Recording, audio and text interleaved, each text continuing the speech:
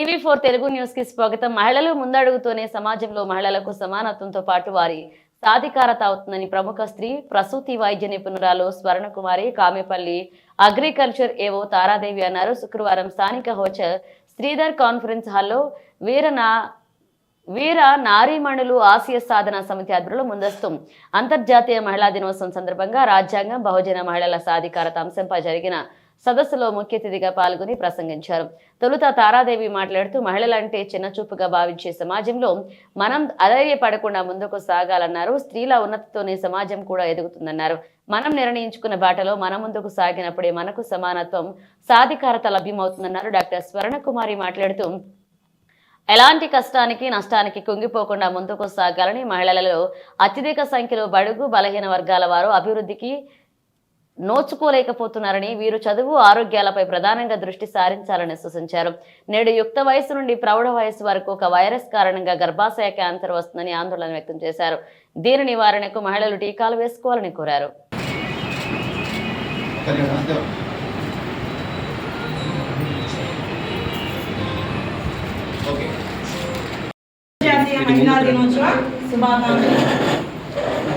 ముందుగా భారత రాజ్యాంగ పీఠిగా చదివి ఈ కార్యక్రమాన్ని ప్రారంభించుకున్నాం. అందరూ ప్రతిజ్ఞ రూపంలో ఈ భారత రాజ్యాంగ పీఠికను చదవవలసిందిగా కోరుచున్నాం. భారత ప్రజలమైన మేము భారతదేశాన్ని సర్వసత్తాక సామ్యవాద లౌకిక ప్రజాస్వామ్య గణతంత్ర రాజ్యంగా నిర్మించుకోవడానికి పౌరులందరికీ సాంఘిక ఆర్థిక రాజకీయ న్యాయాన్ని ఆలోచన భావ ప్రకటన అంతస్తుల్లోనూ అవకాశాల్లోనూ సమానత్వాన్ని చేకూర్చడానికి వారందరిలో వ్యక్తిత్వ గౌరవాన్ని జాతీయ సమైక్యతను సంరక్షిస్తూ సౌభ్రతత్వాన్ని పెంపొందించడానికి మన ఈ రాజ్యాంగ పరిధిన ఎంపిక చేసుకొని శాసనంగా రూపొందించుకున్న ఈ రాజ్యాంగాన్ని మాకు మేము సమర్పించుకుంటున్నాం. జై భీమ్, జై భీమ్, జై భీమ్. జాతీయ మహిళా దినోత్సవ శుభాకాంక్షలు. ముందుగా భారత రాజ్యాంగ పీఠిగా చదివి ఈ కార్యక్రమాన్ని ప్రారంభించుకున్నాం. అందరూ ప్రతిజ్ఞ రూపంలో ఈ భారత రాజ్యాంగ పీఠికను చదవవలసిందిగా కోరుచున్నాం. భారత ప్రజలమైన మేము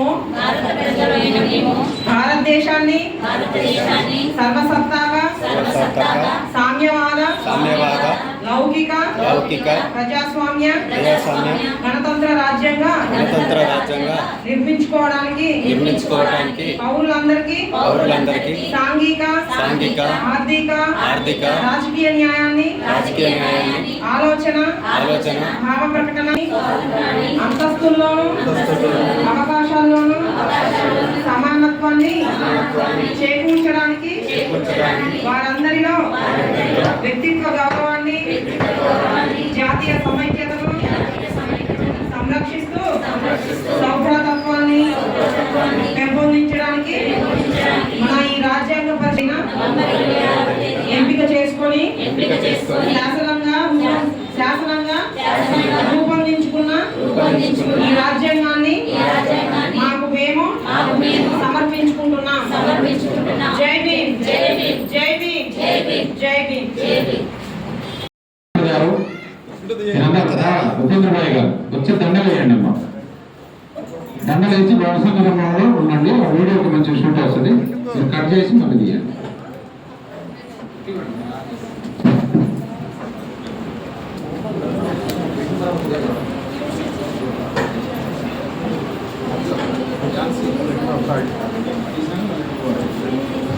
ఎత్తుకొని నేను స్టాండ్ ఎత్తుకొని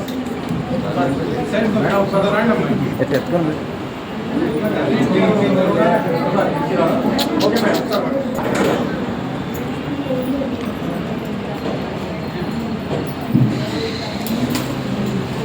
షరత్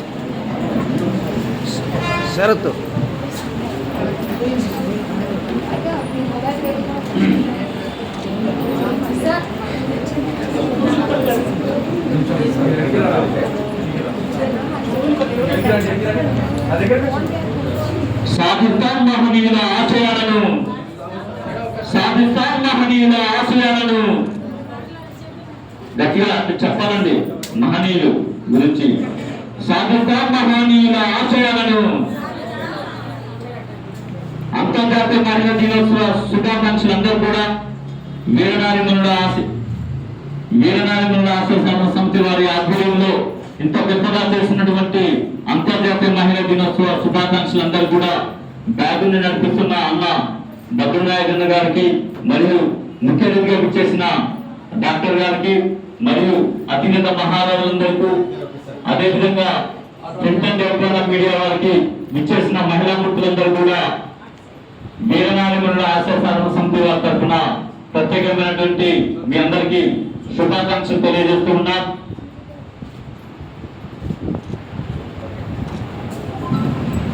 వచ్చి వారి సెక్టార్లకు వచ్చేవాల్సిందిగా కోరుతున్నా.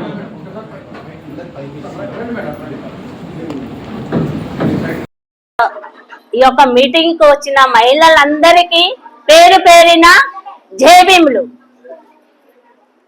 అంతర్జాతీయ మహిళా దినోత్సవం జరుపుకోవటం కారణం ఏంటో 2 ముచ్చట్లు చెప్తాను. ఫస్ట్ స్టార్టింగ్ 1909లో స్టార్ట్ అయింది ఈ అంతర్జాతీయ మహిళా దినోత్సవం అనేది. ఈ మహిళలకు ఇవాళ మనం కూర్చొని మీటింగులు పెట్టుకోవడం కారణం ఆనాడు మహిళలు పోరాటం చేసింది 1909లో స్టార్ట్ అయింది. 1911లో మహిళా శక్తి మీద మీటింగులు, ధర్నాలు, ర్యాలీలు, రకరకాలుగా మహిళలు బయటకు వచ్చి ఈ యొక్క మహిళల శక్తిని, మహిళల హక్కుల కోసం పోరాటం చేశారు. 1911లో 1977లో మనకు స్వతంత్రం వచ్చింది. మహిళలకి సమాన హక్కులు కల్పించాలని ఆనాడు అంబేద్కర్ గారు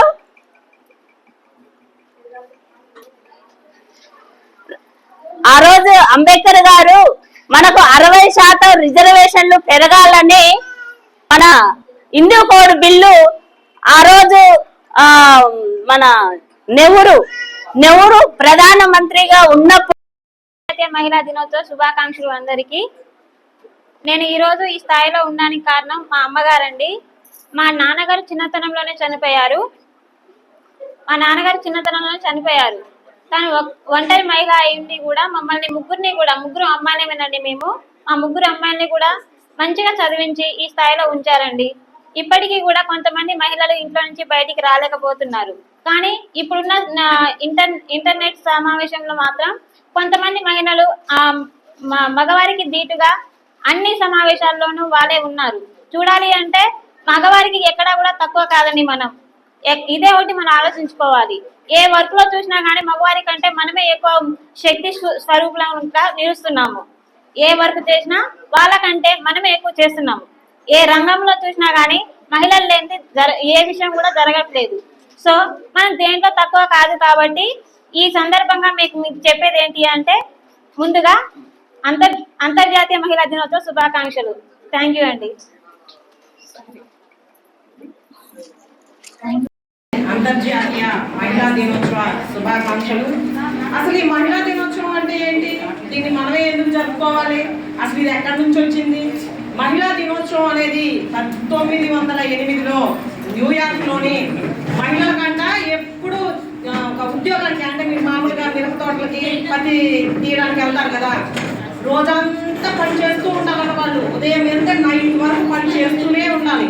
అలా పని గంటలు ఎక్కువయ్యి, అలాగే వాళ్ళు పనికి వెళ్ళినప్పుడు సరి అయిన జీతాలు ఇవ్వక అలా ఇబ్బందులు పడుతూ ఆ రోజుల్లో న్యూయార్క్లోని 1908లో మహిళలందరూ కూడా ధర్నాలు చేసి మరి ఈ మహిళా దినోత్సవాన్ని సాధించుకున్నారు.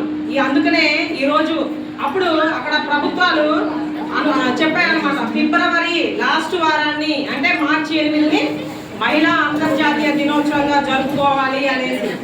అలానే ఈ మహిళా దినోత్సవంలో భాగంగా ఒకప్పుడు మహిళలు ఇంటికే పరిమితం అయ్యేవాళ్ళు. కానీ ఇప్పుడు రాజకీయంలోను, సాంఘికంగాను, అలాగనే ఒక టీచర్ గాను, ఒక డాక్టర్ గాను, అలాగనే ఒక ఉపాధ్యాయురాలుగా గాను రావడం జరుగుతుంది. ఎందుకు అంటే మహిళలు మన అతి పెద్ద భారత ప్రజాస్వామ్యమైన భారతదేశ మహిళల్ని ఆలోచించగా గట్టిగా గట్టిగా మాట్లాడు. నేను ఇక్కడికి వచ్చినప్పుడు చాలా చాలా భయంగా ఉండేదాన్ని. మహిళలకి వచ్చినప్పుడు అన్నయ్య అక్క వాళ్ళు నన్ను బాగా ప్రోత్సహించారు. నేను చాలా భయపడేదాన్ని, పెరిగేదాన్ని. అసలు ఒక అడుగు ముందుకు వెళ్ళడానికి కూడా నేను వెనకాడేదాన్ని. కానీ నాకు ధైర్యం చెప్పి నాకు ముందడుగుండి నాకు సమస్యల మీద ధైర్యంగా ఉండాలని చెప్పి నా అక్కడికి చాలా చాలా రుణపడి ఉంటాను. పాటలు పాడేటప్పుడు కూడా నేను ఇప్పుడు పాటలు పాడుతున్నాను. పాటలలో కూడా నేను ఇప్పుడు మంచి పేరు తెచ్చుకుంటున్నా. అది దానికి కారణం కూడా నేను అక్క వాళ్ళని చెప్పొచ్చు. ఈ మీటింగ్ కూడా ప్రతి మీటింగ్ ఆడవాళ్ళని ధైర్యపరుస్తూ ముందు నడిపిస్తున్నాం. అక్కడికి అన్నయ్యకి చాలా చాలా వందనాలు. ఒక చిన్న పాట.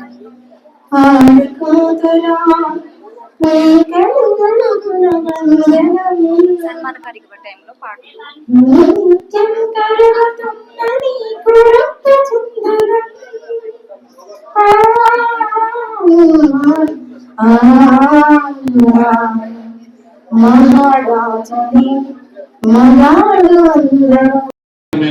కళాభివందనం తెలియజేస్తూ ఈ సృష్టిలో అమ్మ ప్రేమ చాలా విలువైనది.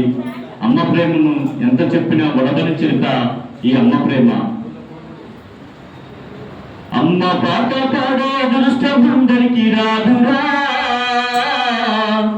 అమ్మ ప్రేమను రాయని రచయితలేరురా. అమ్మ పాట పాడే అదృష్టం అందరికీ రాదురా, అమ్మ ప్రేమను రాయని రచయితలేరురా. ఎంత చెప్పినా వడదని చెడు మీద సంహారం చేయడం కానివ్వండి, పనులు చేయడంలో ఏదన్నా నేర్చుకొని చేయగలము అని చెప్పేసి చాలా మంది మనకు ప్రూవ్ చేసి ముందుకు వెళ్తున్నారు. అలాగే మీరు కూడా కొన్ని కొన్ని విషయాలలో మనకు చుట్టూ సమాజంలో కానీ కుటుంబంలో కానీ కొన్ని కొన్ని సంఘటనల్లో మనల్ని కొన్ని కొన్ని పరిస్థితుల్లో తక్కువైపోతాం. నాకు ఎవరు లేరు, నా ఏంటి ఇలా ఇలా ఉండే సమస్యలు, నేను ఏం చేయలేనేమో అని ఎప్పుడు కూడా మనం తక్కువ అంచనా వేసుకోవద్దు. ప్రతి సమస్యకి ఒక పరిష్కారం ఉంటుంది. ఎంత పెద్ద సమస్య వచ్చినా సరే మనము 1-10 సార్లు మనలో మనము ఆ సమస్యకి పరిష్కారం వెతుక్కుంటే ఆటోమేటిక్ గా ఆవేశంలో ఉన్నప్పుడు కాకుండా ఆలోచనతో మనము కూర్చొని మనల్ని మనం కొంచెం ప్రశాంతంగా అడిగినప్పుడు తప్పనిసరిగా మనకు పరిష్కారం లభిస్తుంది. కాబట్టి మనకు మహిళలందరూ కూడాను ఇప్పుడు ఇక్కడికి వచ్చిన వారందరూ కూడా మీకు నచ్చిన రంగాలలో ఇందాక ఒకరు పరిచయం చక్కగా టీవీ ఛానల్. సో ఇప్పుడు మీడియా కూడా మనకు యూట్యూబ్ ఛానల్స్ చాలా వచ్చాయి. సో ఏ ఒక్కరు కూడా ఈ సృష్టి ఈ మానవాళి ప్రపంచంలో ఏ ఒక్క జీవి కూడా తక్కువ కాదు. భగవంతుడు అందరికీ అన్ని సమానంగానే ఇచ్చారు. ఎవరు ఎక్కువగా తక్కువ, అందరూ సమానమే. కాకపోతే మనకుండే కట్టుబాట్లు, మనకుండే సామాజిక ఆ రోజుల్లో పాతకాలంలో ఉండే సామాజిక కారణాల వల్ల ఈ కుల మతాలలాగా విడగొట్టబడ్డాయి. కాబట్టి ఇప్పటికీ ఇంత ఆధునికత, ఇంత సాంకేతిక ఉన్నప్పటికీ మనం చూస్తున్నాం చాలా చోట్ల కులమత భావాలు, కుల భేదాలు బాగా చూపిస్తున్నారు. అన్ని చోట్ల ఉన్నాయి ఇవి. కులమత భేదాలు ఒకటి, ఆడవారి ఇంకా తక్కువ చూపు బాగా కనిపిస్తున్నది. ఇవన్నీ కూడా సమసిపోవాలి. ఏ ఒక్కరితో ఇవి సమసిపోవు, వెంటనే కూడా సమసిపోవండి. అంటే వెంటనే పోవు, కాలక్రమేణా క్రమక్రమంగా మార్పు రావాలి అంటే ఫస్ట్ మనం మారాలి. మనం ఎలా మారుతాం? మనం మారి మన కుటుంబానికి ఇంకా మార్చినట్లయితే కొంతవరకు సమాజం కూడా మారుతుందని నా అభిప్రాయము. సో మరి ఒకసారి మన మహిళా సోదరులందరికీ కూడాను అంతర్జాతీయ మహిళా దినోత్సవం శుభాకాంక్షలు తెలుపుకుంటూ, డాక్టర్ గారు మేడం చాలా బిజీగా ఉన్నప్పటికీ మన కార్యక్రమానికి వచ్చేందుకు మేడం గారికి కూడా మరోసారి ధన్యవాదాలు. అలాగే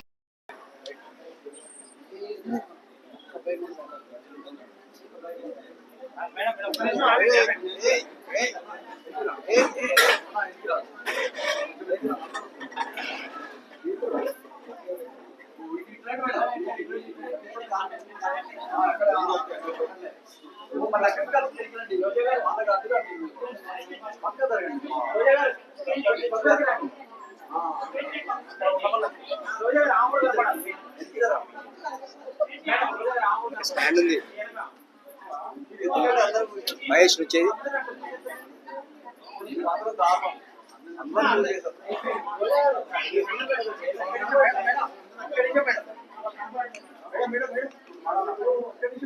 కేక్ అవపడుతుంది మహేష్ నువ్వు తప్ప చూడు నా వీడియో చూడు వస్తుంది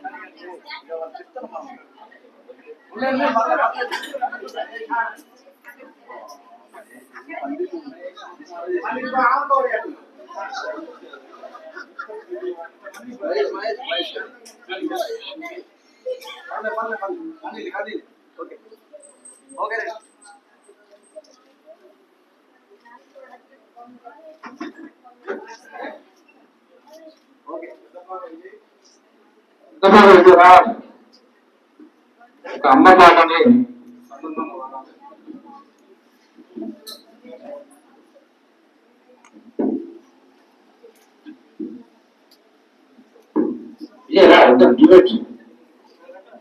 రావమ్మా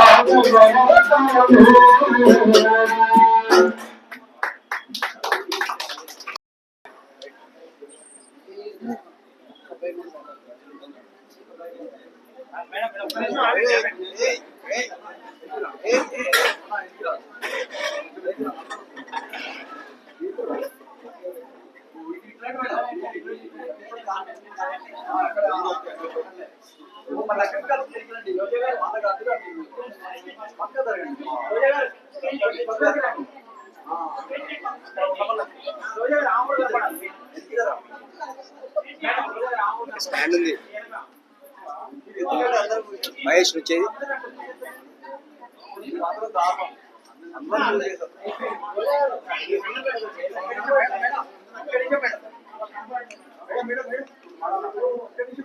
కేక్ అవపడుతుంది మహేష్ నువ్వు తప్ప చూడు నా వీడియో చూడు వస్తుంది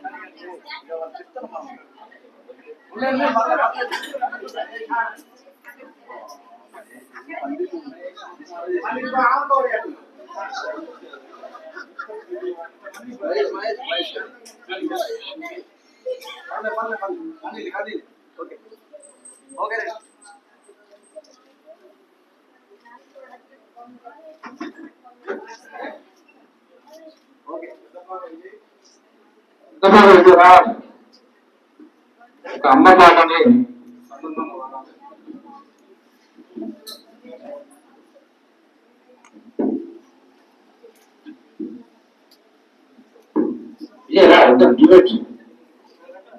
రావమ్మా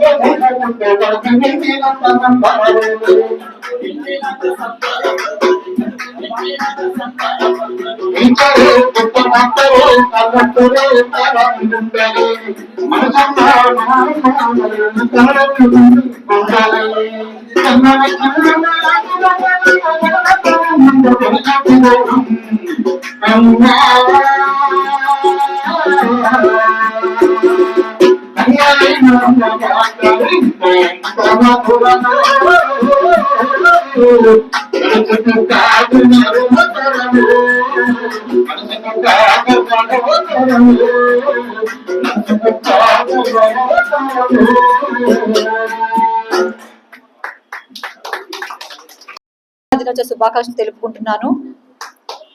అయితే గతంలో కూడా నన్ను మీరు 2-3 కార్యక్రమాలకి ఆహ్వానించి ఉన్నారు. కానీ నాకున్న డిపార్ట్మెంటల్ పనుల్లో బిజీగా ఉండి షెడ్యూల్స్ బిజీగా ఉండి రాలేకపోయాను. ఈరోజు కూడా చాలా బిజీగా ఉన్నాను. కానీ ఎలాగైనా రావాలి, తప్పనిసరిగా నేను పార్టిసిపేట్ చేయాలని చెప్పి నేను వచ్చాను. ఇప్పుడు కూడా 2-3 ఫోన్లు వచ్చి అర్జెంట్గా వెళ్ళవలసి ఉంది కాబట్టి నేను ఒక 2 నిమిషాలు మాట్లాడి వెళ్దాం అనుకుంటున్నాను. మహిళల గురించి అందరూ చాలా స్పీచెస్ ఇస్తుంటారు, అన్నీ నడుస్తాయి, అందరికి తెలిసినవే. మహిళా శక్తి అంటే ఆది పరాశక్తి, మనం శక్తి స్వరూపులం. మనం అమ్మవారు శక్తి స్వరూపులం. మనము ఏ ఒక్కరు కూడా మహిళలు, నేను చెప్పేది అంటే నా స్వీయ అనుభవం ఏంటంటే, మనల్ని మనం తక్కువ చేసి చూసుకోవద్దు. నాకు ఇది రాదు, నేను చేయలేను, నాకు ఇది రాదేమో అని అస్సలు కూడా మనము తక్కువగా అంచనా వేసుకోవద్దండి. ఎందుకంటే ప్రతి ఒక్క మనిషికి ప్రతి ఒక్కరికి కూడా తమకంటూ ప్రత్యేక టాలెంట్ ఉంటుంది. మనలో ఉన్న టాలెంట్ ఏంటో మనల్ని మనమే గుర్తించుకొని మన సెల్ఫ్ కాన్ఫిడెన్స్ ఎక్కడ కూడా, అంటే ఆత్మాభిమానాన్ని, మన యొక్క విల్ పవర్ని ఎక్కడ కూడా మనము మిస్ అవ్వకుండా, మనము ఈరోజు ఉన్నటువంటి ఆధునిక యుగంలో అంటే ఆధునికత పెరుగుతుంది, అట్ ద సేమ్ టైం సాంకేతికత పెరుగుతుంది, అంటే టెక్నాలజీ పెరుగుతుంది. సో మనము ఈ 2 టెక్నాలజీని యూజ్ చేసుకొని మనం ఒక సమాజంలో, ఒక సంఘంలో రెస్పాన్సిబుల్ పర్సన్గా, ఉన్నతమైన మానవతా విలువలతో సమాజంలో ఏ విధంగా మనం ఉండాలి, అని అవన్నీ మనం పాటిస్తూ మన చుట్టుపక్కల, అలాగే మన కుటుంబం, మనకు తెలుసు ఇంటికి దీపం ఇల్లాలు అంటాం. ఇంటికి దీపం ఇల్లాలు కరెక్టే. ఒక మహిళ తను అన్ని విషయాల పట్ల, అన్ని రంగాల పట్ల అవగాహన పరుచుకొని ఫస్ట్ తన కుటుంబాన్ని బాగు చేసుకున్నట్లయితే ఆటోమేటిక్గా చుట్టూ ఉన్న పరిసరాలు బాగుంటాయి. పరిసరాలు బాగుంటే మన గ్రామం బాగుంటుంది. సో మనం ఏంటంటే అంతకుముందు ఏంటంటే మనకి టెక్నాలజీ లేదు కాబట్టి ఏవి తెలిసేవి కావు. ప్రపంచంలో ఏం విజ్ఞానం ఉంది, ఏం నడుస్తుందని చెప్పేసి ఇప్పుడు నేను ఉన్నానండి. చిన్నప్పటి నుంచి నేను నా డ్రీమ్ ఏంటంటే నేను ఒక గ్రూప్ 1 ఆఫీసర్ అవ్వాలి, లేదంటే ఒక సివిల్స్ రాయాలి అని నాకు నా గోల్ ఉండేది. కానీ అప్పుడు మాకు చెప్పేవాళ్ళు లేరు.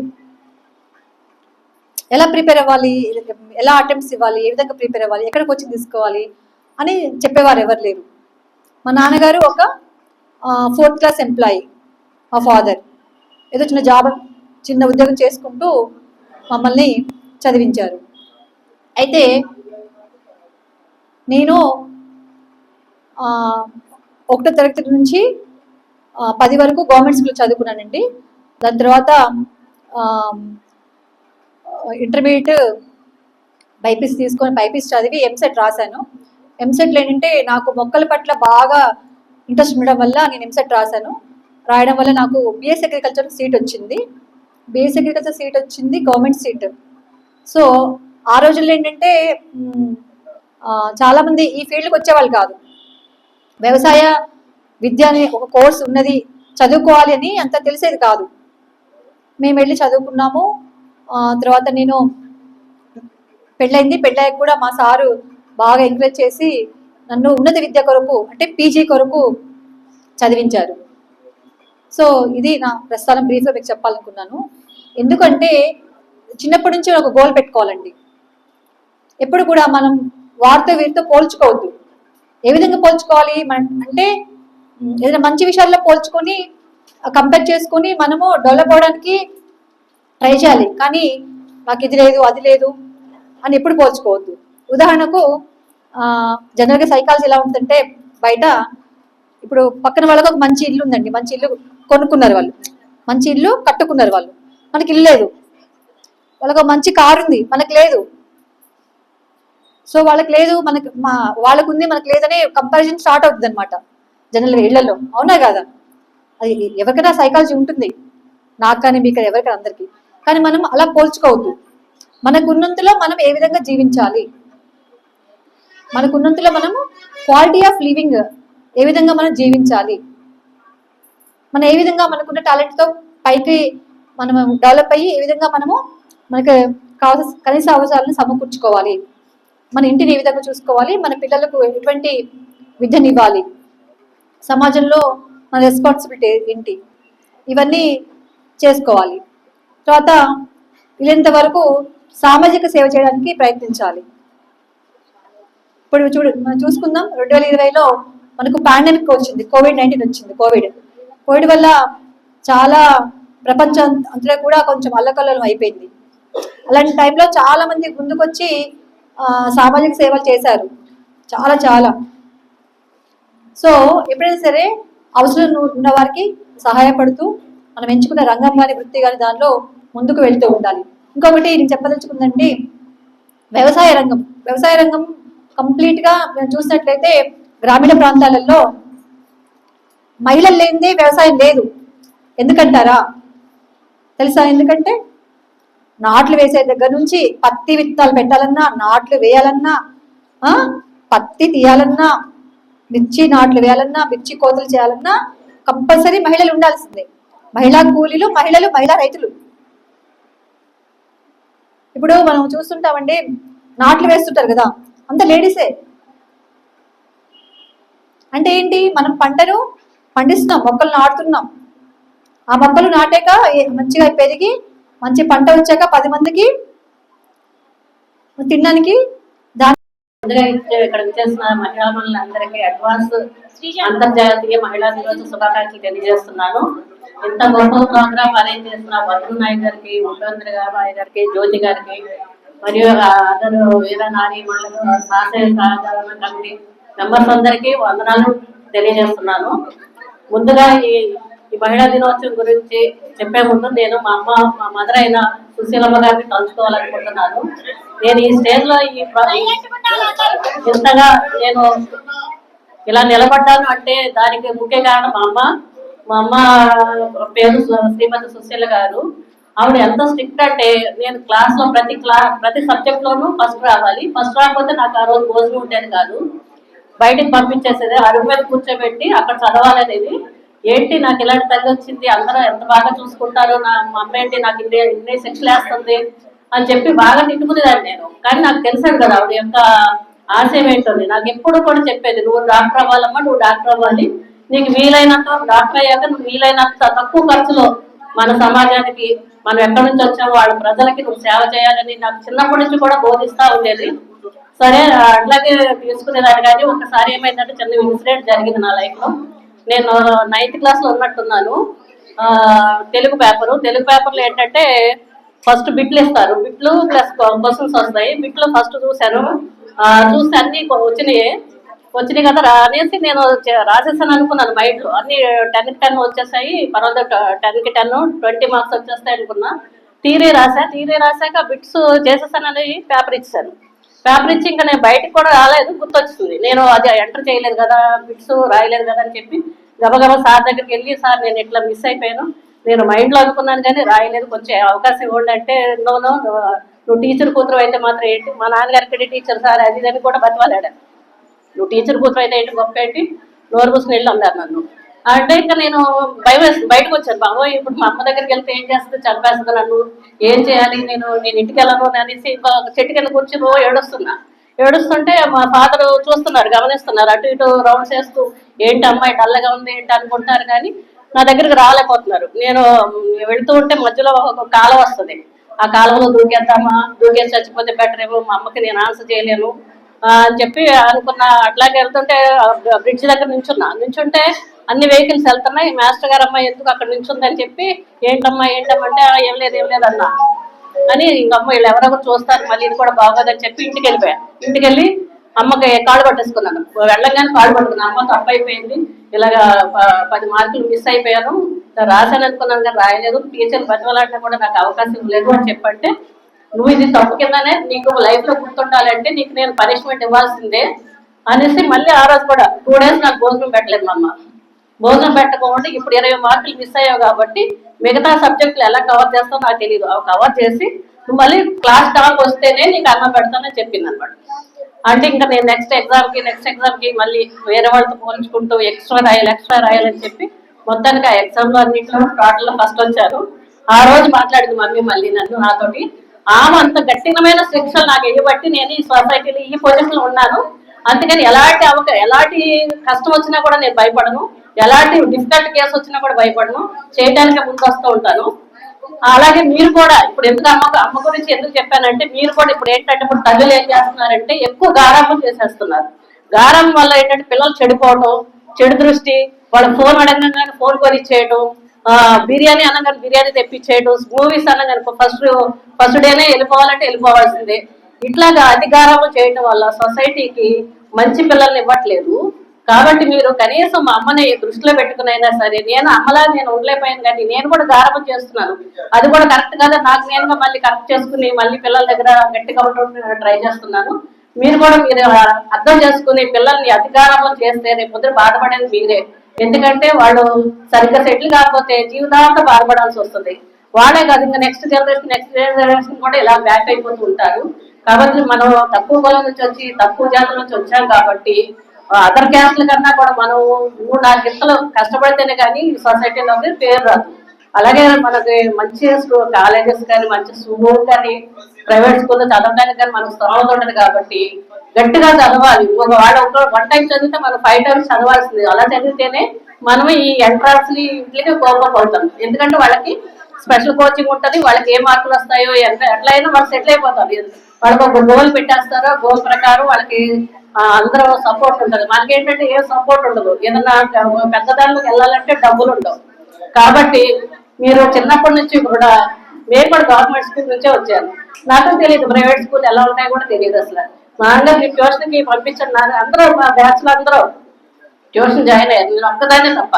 నాన్నగారు కొంచెం నన్ను కూడా ట్యూషన్ పంపించండి, అందరూ బాగా పెద్ద పెద్ద వాళ్ళందరూ చదువుతున్నారు, నేను కూడా పోతానంటే నీకు అక్కడ ట్యూషన్కి వెళ్ళేసి ఏం చేద్దాం అనుకున్నా, అక్కడ ఎక్స్ట్రా ఏముంది, లవ్లకి ఇవ్వలే ప్లాన్ చేద్దాం అనుకున్నావు అని చెప్పాను. నాకు అమ్మో ఇట్లా కూడా వస్తుందా అని చెప్పేసి నేను మానేసి నాకు నేనుగా వాళ్ళ నుంచి ఏమేమి చదువుతున్నారో ట్యూషన్లు అని అడిగి నేను అది ప్రిపేర్ అవుతూ ఉండేదాన్ని అనమాట.